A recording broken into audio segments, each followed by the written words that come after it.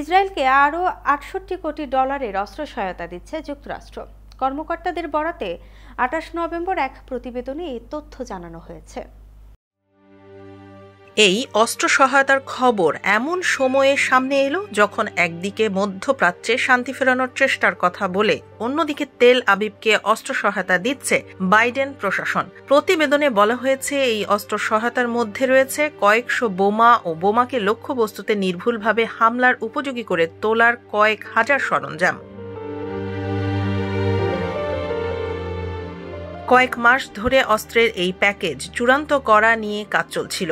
গত সেপ্টেম্বরে কংগ্রেসের কমিটি এটি যাচাই বাছাই করে, পরে অক্টোবরে বিস্তৃত পরিসরে পর্যালোচনার জন্য তা জমা দেয়। যদিও আনুষ্ঠানিকভাবে এখনও এই অস্ত্র সহায়তার বিষয়ে কিছু জানায়নি বাইডেন প্রশাসন।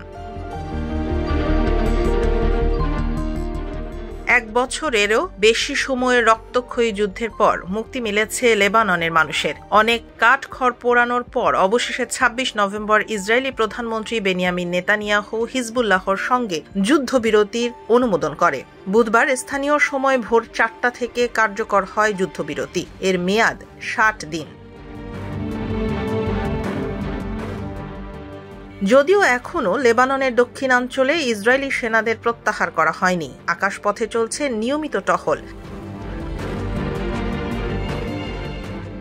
এ অবস্থায় যুদ্ধবিরতি চুক্তিতে দেয়া প্রতিশ্রুতির কথা মাথায় রেখে অন্যান্য এলাকা থেকেও ইসরায়েলি সেনাদের সরিয়ে নেয়ার আহ্বান জানিয়েছে লেবানন সরকার।